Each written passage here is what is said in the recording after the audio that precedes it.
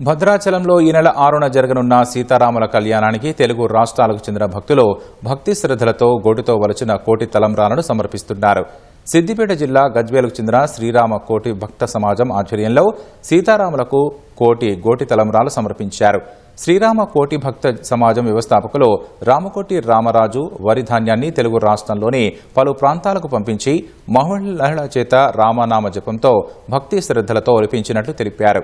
గతేడాది సీతారాముల కళ్యాణానికి 180 కిలోల కోటి తలంబ్రాలను సమర్పించగా ఈ ఏడాదికి గాను 250 కిలోల కోటి తలంబ్రాలు సమర్పించినట్లు ఆయన పేర్కొన్నారు.